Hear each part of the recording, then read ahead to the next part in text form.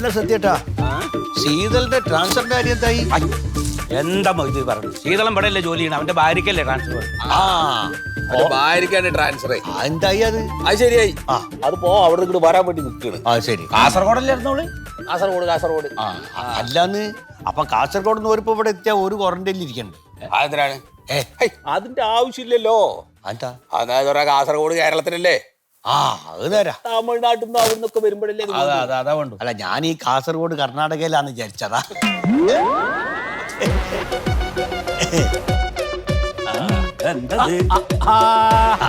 ഇന്നലെ പോയില്ലേ? എന്താണ്ടല്ല വീട്ടിലേക്കൊന്നും പോയില്ലേ? ഇന്നലെ വെച്ച അതേ ഇരിപ്പാണ്. കുപ്പായം വരെ മാറ്റിയില്ല.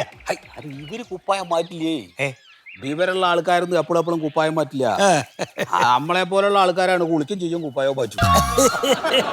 സത്യേട്ടാ, ഓ, എന്റെ ചോദ്യങ്ങൾക്ക് ഉത്തരം കിട്ടാതെ ഞാൻ വീട്ടിലേക്ക് പോകൂല. അതിപ്പോ എന്താണ് അങ്ങനെ ഒരു ചോദ്യം? അതെ, എന്താ അത്? കോവിഡ് ഉണ്ടോ ഇല്ലയോ? അതപ്പോ അങ്ങനെ ഒരു ചോദ്യം. കോവിഡ് ഉണ്ടല്ലോ. ചില അറിവുകള് വസ്തുതക്ക് നിരക്കാത്തതാണ്. പല അറിവുകളും അന്ധകാരത്തിന്റെ കൂരിരുട്ടിൽ നിന്നാണ് പുറപ്പെടുന്നത്. അതൊരു പോയിന്റ്. ഏത്? അലപ്പവും പറഞ്ഞില്ലേ, കൂരിരുട്ടെന്ന് വരുന്നത്. അജ്ഞത പറയണതേ കൂരിരുട്ടാണ്. എടാ, കോവിഡ് ദുനിയാവില് മുയിമുണ്ട്. ഏത് ദുനിയാവ്? അമേരിക്കയിലില്ലേ? ചൈനയിലില്ലേ? പിന്നെ സൗദി അറേബ്യയിലില്ലേ?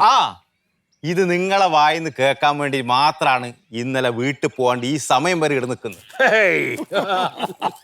ചൈന കമ്മ്യൂണിസ്റ്റം, അമേരിക്ക മുതലാളിത്തം, സൗദി അറേബ്യ രാജഭരണം. അതെ, ഇവർ മൂന്ന് കൂട്ടരും ആയുധങ്ങൾ കൊണ്ടും കുപ്രചനങ്ങൾ കൊണ്ടും മനുഷ്യരാശിയെ കൊന്നൊടുക്കാൻ ഒന്നിച്ചു നിൽക്കും.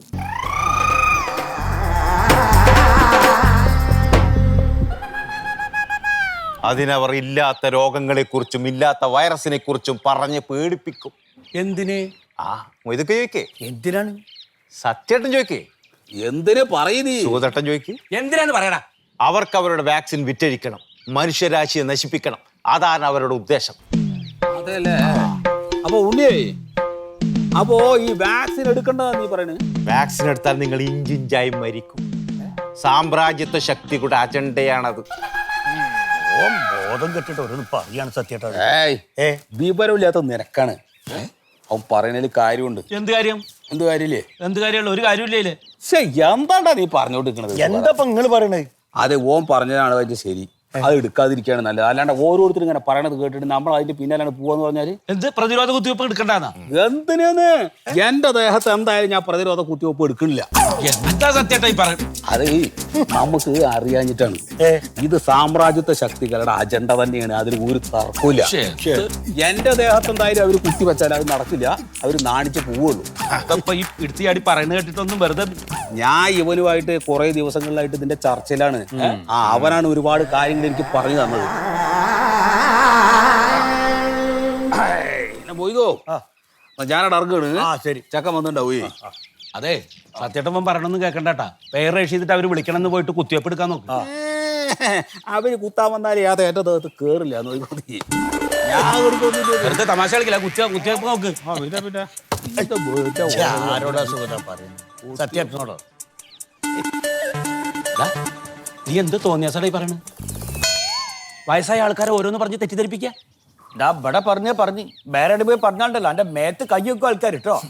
ലക്ഷക്കണക്കിന് ആൾക്കാരാണ് മരിച്ചോണ്ടിരിക്കുന്നത്. ഇതിങ്ങനെ പടർന്നുകൊണ്ടിരുന്ന രാജ്യം തന്നെ നശിക്കും. നിന്നെ കുത്തിവെപ്പ് എടുക്കണ്ടെന്നാ നീ പറയണേ? ഇതുപോലെ തന്നെയായിരുന്നു പണ്ട് വസൂരി എന്ന് പറഞ്ഞൊരു അസുഖം ഉണ്ടായിരുന്നു. മുതുക്കാൻ ഓർമ്മല്ലേ? പിന്നെ ഇവനതൊന്നും കണ്ടിട്ടുണ്ടാവില്ല. വസൂരി വന്ന ഒരാളെ കണ്ടു കഴിഞ്ഞാൽ പേടിച്ചിട്ട് ഒരാൾ തിരിഞ്ഞു നോക്കിയിരുന്നില്ല. ജീവനോടെ കുഴിച്ചു മൂടിയിരുന്ന രോഗികളെ. ആ രോഗം ഇപ്പൊ നാട്ടിലുണ്ടാ? പ്രതിരോധ കുത്തിവെപ്പ് നടത്തിയിട്ടില്ലാതെയായി. അതുപോലെ തന്നെ പോളിയോ. ഇന്ന് പോളിയോ പറഞ്ഞ അസുഖം ഉണ്ടോ? മന്തിന് ഇതുപോലെ പ്രതിരോധ കുത്തിവെപ്പ് ഉണ്ട്. പക്ഷെ ഇവനെ പോലെ പലരും തെറ്റിദ്ധരിപ്പിച്ചിട്ടേ ഇന്ന് പലരും എടുത്തിട്ടില്ല. ഒരു കാര്യം ഞാൻ പറയാം, സീരിയസ് മനസ്സിലാക്കാണ്ട് പലരും വഴിതെറ്റിക്കാൻ നടന്നിട്ടില്ല. എന്നെ പിടിച്ച് പോലീസിലേൽപ്പിക്കും ഞാൻ. വേണ്ട, എന്റെ പ്രാന്ത് കാണിക്കല്. ഓൻ ഭ്രാന്ത് പറയൽ തന്നെയാണ്. കണക്കായിട്ട് വിഷമം മനസ്സിലായിട്ടില്ല, അതുകൊണ്ടാ. ഞാൻ പറഞ്ഞു കേട്ടിട്ടുണ്ടല്ലോ. ഈ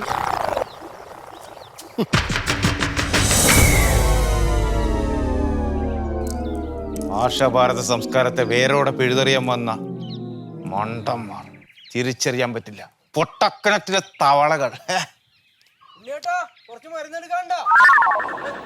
ആ വാ പാവം അവന് തിരിച്ചറി എന്ത് പറഞ്ഞ് എന്താന്ന് ഈ പറഞ്ഞത്?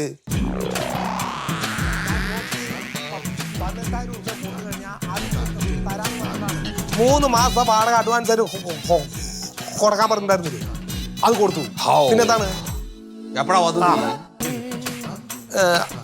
അതെ അതിന്റെ അതാ ഞാൻ പറഞ്ഞത്. ആ കബോർഡ് കേട് വന്നത് നമുക്ക് എന്താ പറഞ്ഞ കാര്യം? പിന്നെ ഉപയോഗിക്കുമ്പോൾ സാധനങ്ങൾ കേട് പറ്റി. എന്താണ് കബോർഡ്? എന്താ ഒന്ന് മിണ്ടായിരിക്കാച്ചാ നിങ്ങൾ കാര്യം പറഞ്ഞേ. എന്താണ്? ആ 9,000 രൂപ കിട്ടിയത് എന്താണ്?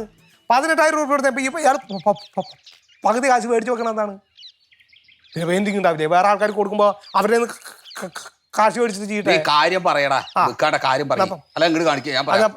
ശരി ഓ ശരി ആയിക്കോട്ടെ.